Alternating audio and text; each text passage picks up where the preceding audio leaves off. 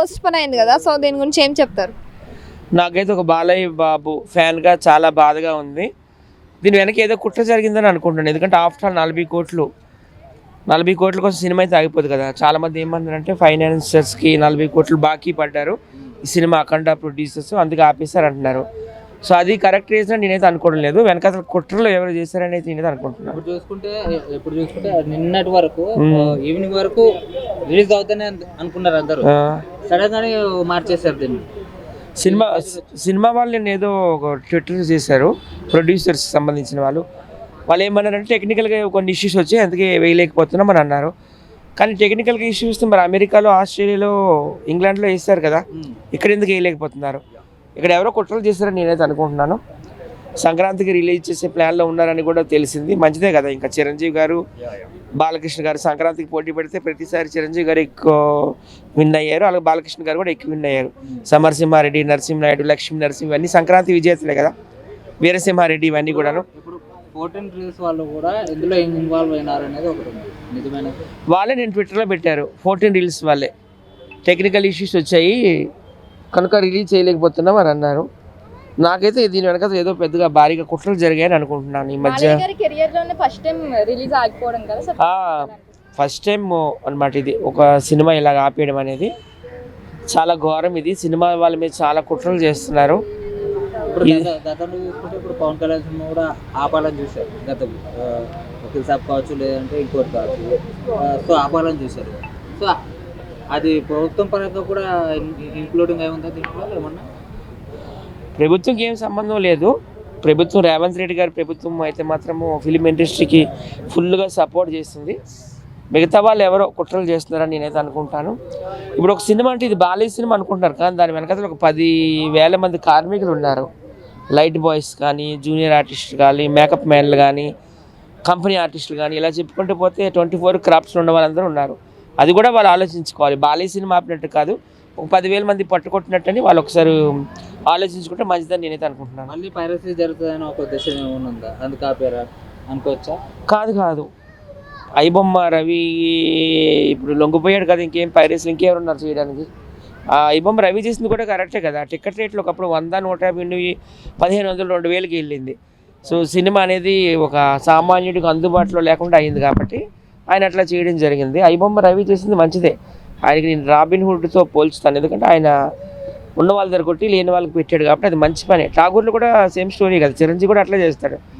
అప్పుడు ఆయన ఉరిశిక్ష చేస్తుంది కోర్టు. అప్పుడు ప్రజలందరూ తిరగబడతారు, ఎందుకు ఉరిశిక్ష చేస్తారు, ఆయన చేసింది మంచి పనే కదంటే అప్పుడు కోర్టు పునరాలోచించుకొని ఆయన ఉరిశిక్షను రద్దు చేస్తుంది.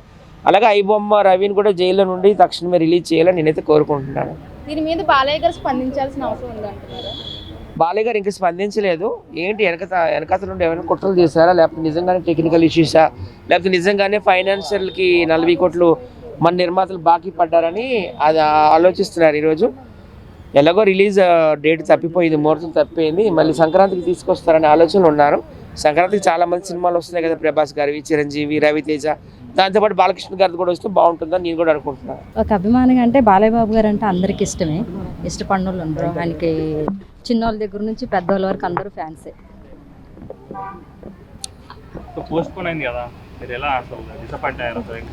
నేనే కదా, ప్రతి ఒక్కరు డిసప్పాయింట్ అవుతారు ఈ విషయం మీద.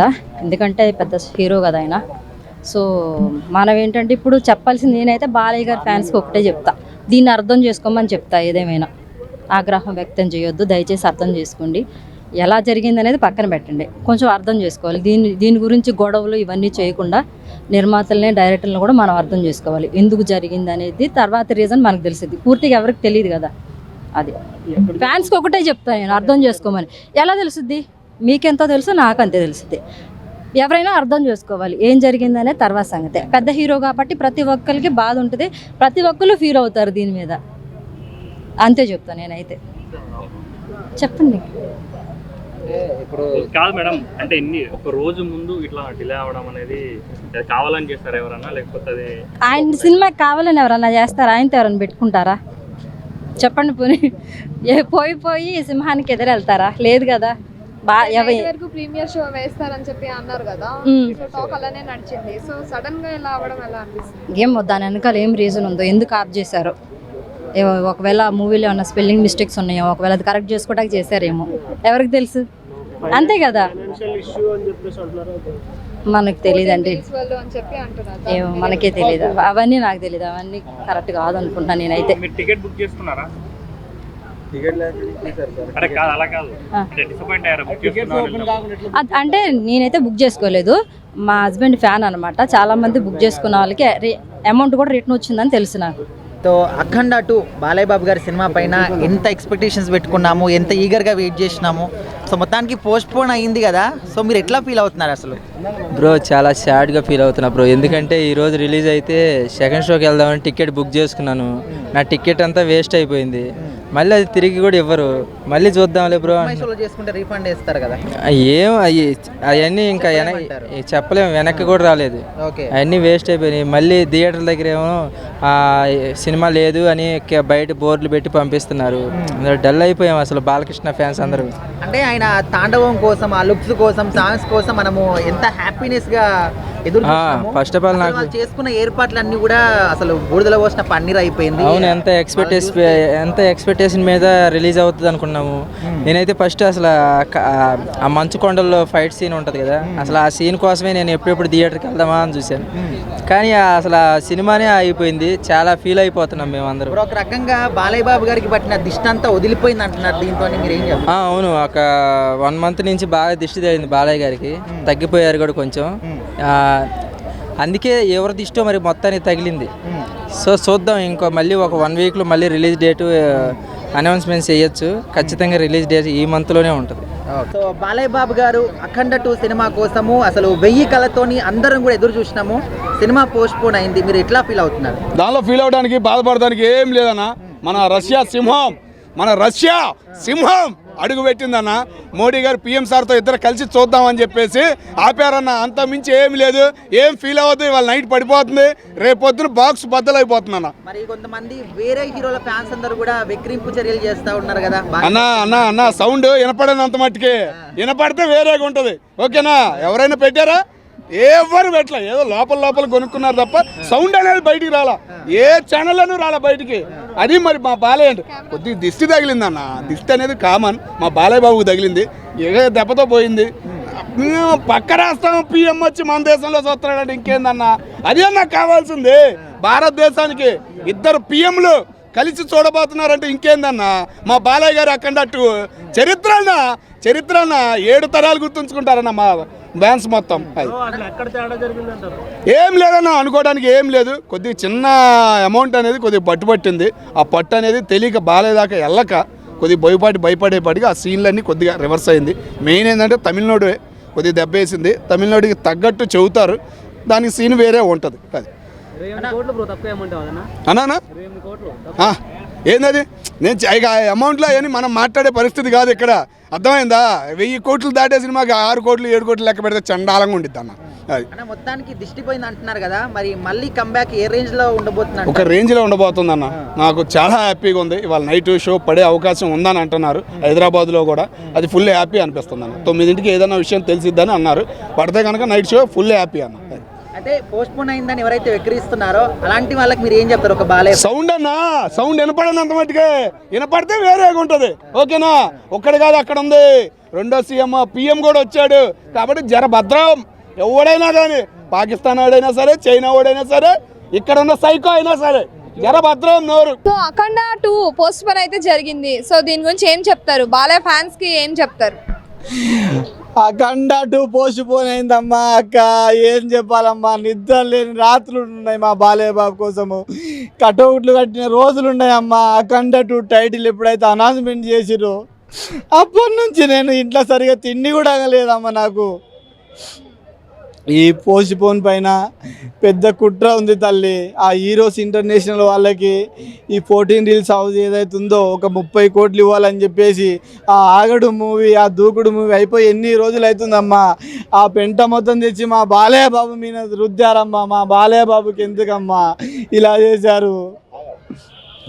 ఇప్పుడు మీరు ఒక డైలాగ్ కొట్టిరు, శ్రీరాముడి అది కోస్తే ఆంజనేయ స్వామి ఉంటారా లేరా అని.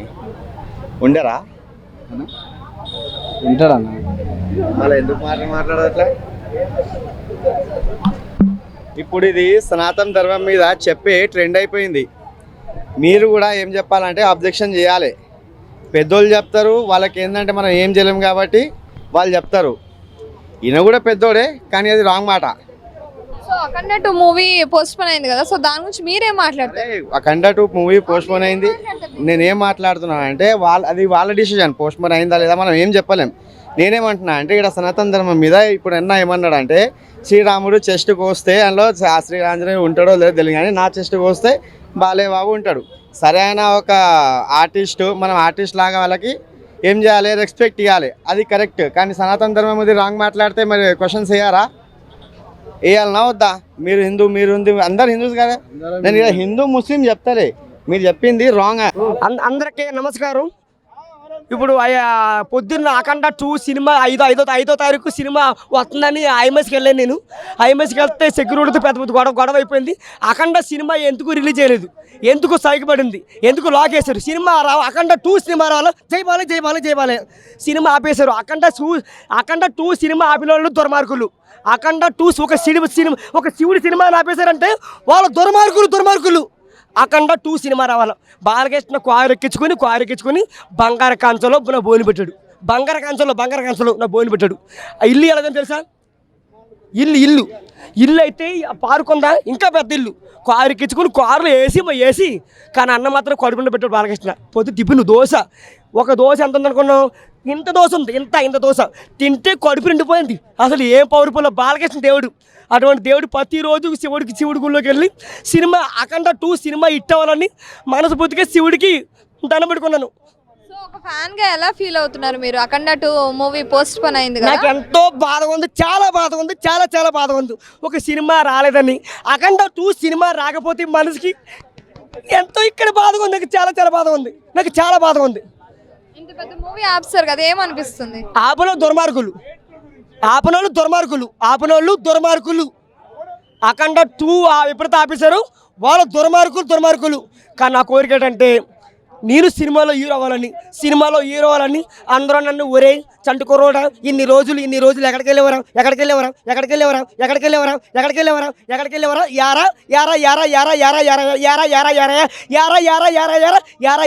చంటుకోరోడా అని పిలవాలి. నేను వాడితే 10 రూపాయలు సబ్బులు వాళ్ళు, ఒక సబ్బు 200 టెడ్డీపేరు సపోర్ట్. నేను ఒక రాసుకుంటే లేట్గా రావాలా, ఇండియా మొత్తం ప్రపంచంలో అందరూ నన్ను ఎత్తుకోవాలి. నేను ఎవరిని యాక్చువల్లీ అందరూ ఏంటంటే నిన్న ఆల్మోస్ట్ అందరూ ఏంటంటే టికెట్లు బుక్ చేసుకోవాలనుకున్నారు. అందరూ తీరా చూస్తే ఈవినింగ్ కల్లా ఇది అంటే పెండింగ్ పడుతుంది, సినిమా పోస్ట్ పోన్ అవుతుంది అని చెప్పినారు. ఆ క్షణం ఎలా అనిపిస్తుంది? సినిమా చూద్దాం అనుకున్నప్పుడు గుండె తలుక్కుపోయిందండి. ఎందుకంటే సినిమా అనేది చాలా ఇష్టం. సినిమా బాలకృష్ణ బాబు గారి సినిమా అంటే మాటలతో చెప్పలేను, వర్ణించలేనటువంటి విధానం అది. ఒక్కసారిగా సినిమా ఆగిపోయిందంటే నాకు చాలా బాధేసింది. అంటే 100 పనులు చేసుకుంటూ కష్టపడి ఒక కళని, ఒక శివుడు, మన ఋషులు వాళ్ళ విధి విధానంలో ఆ చిత్రాన్ని బోయపాటి గారు తెరకెక్కిస్తున్నారంటే నాకు చాలా ఆనందం వేసింది. నేను శివభక్తుడిని, చూద్దామని అనుకున్నాను, కానీ అది పోస్ట్పోన్ అవ్వడం వల్ల కొంతమంది ఏంటంటే టెక్నికల్ ఇష్యూ అంటున్నారు, కొంతమంది లేదు కుట్ర జరుగుతుందని చాలా మంది చెప్తున్నారు. దీని గురించి ఏమంటే కుట్ర అదేం లేదండి. సినిమా ఎప్పుడు రిలీజ్ అయినా హ్యాపీ. కుట్ర కుతంత్రాలు అవన్నీ బాలయ్య ముందు పనిచేయి. బాలయ్య లెజెండ్. సినిమా తీసాడుగా బోయపాటి సార్, బాలయ్య లెజెండ్.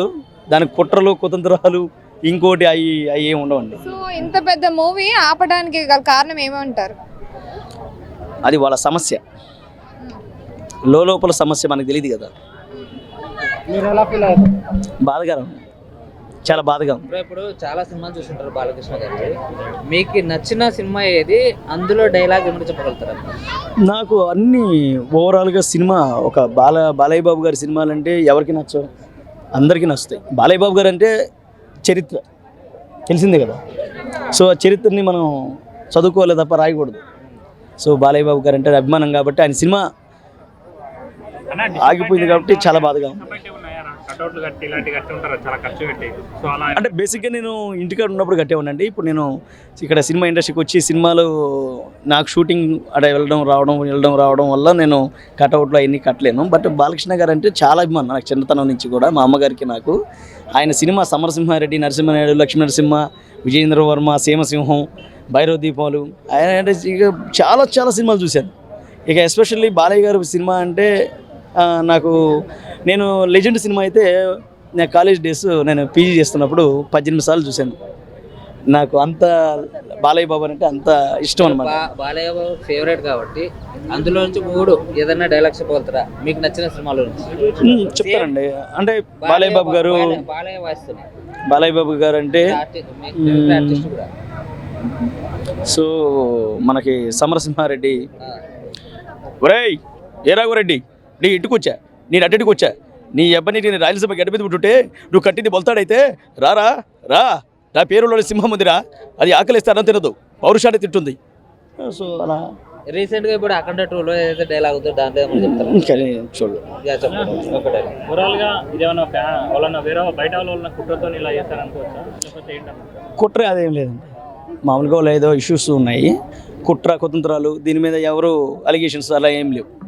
ఎవరు ఏదో చేసి దాన్ని ఆపాలనే అదేం లేదు, ఎవరికి అంత ఉద్దేశం కూడా లేదు. కేవలం వాళ్ళ ఇష్యూ ఏదన్నా ఉందేమో అందుకు ఆగింది. మేమైతే చాలా డిసప్పాయింట్ అవుతున్నాం బాలకృష్ణ అభిమానిగా. సినిమా ఎప్పుడు రిలీజ్ అవుతుందని వెయిటింగ్. ఆ డేట్ ఏదో వస్తే తొందరగా పోయి సినిమా చూడాలని. ఓకే, ఇలా పోస్ట్పోన్ అవడం వల్ల కలెక్షన్స్ పైన ఏమైనా ఎఫెక్ట్ పడుతుంది అంటారా? అసలు నథింగ్ అండి. కలెక్షన్లు అవన్నీ అసలు దాని గురించి అసలు మాట్లాడకూడదు. సినిమా అంటే బాలయ్య బాబు గారి సినిమా అంటే ఇంకా చూడాల్సిందే. పాన్ ఇండియా స్టార్ అవుతారు. వీక్ డేస్లో కూడా ఆడుతుంది అంటారు. ఎప్పుడు వేసినా టీవీలో వేసినా ఆడుతుంది. బాలయ్య బాబు గారు అంటే అంత మక్కువ జనానికి. తెలుగు ప్రజలు ఎక్కడుంటే అన్నగారు నందమూరి తారక రామారావు గారిని అభిమానించినట్టు ఆయన వారసుడు నందమూరి బాలకృష్ణ గారిని అభిమానిస్తారు. ఎంత దూరమైనా తీసుకెళ్తారు. అఖండ 2 తాండవం అది మామూలుగా ఉండదు. సో మీరు ఒక బాలయ్య ఫ్యాన్స్ కి ఏం చెప్పాలనుకుంటారు? సినిమా రిలీజ్ అయితే చూడదామని చూస్తున్నారు అందరూ కూడా. ఇప్పుడు నాలాగే వెయిటింగ్, నాలాగే బాధపడి ఉంటారు, నాలాగే సినిమా రిలీజ్ అవుతుంది మంచిగా చూద్దాం సినిమా, బాలయ్య బాబు గారి యాక్షన్ ఎలా ఉందో. అసలే ట్రైలర్లో ఇటు అది త్రిశూలంతో తిప్పుకుంటూ వచ్చి అది చాలా హైప్ అయింది. సో దానికోసం వెయిటింగ్ అనమాట. అది వస్తే చూద్దామని. డిసెంబర్ 5 పోయినసారి పుష్ప కూడా ఇలా కొంచెం యాక్సిడెంట్ జరిగిందంటే కొంచెం డిసప్పాయింట్ అయ్యారు చాలా మంది. అవును. మళ్ళీ డిసెంబర్ 5 బాలయ్య బాబు ఇలా జరిగింది, ఏమంటారు? అదేనండి, అంటే అభిమానానికి మాటలు ఉండవు బేసిక్గా.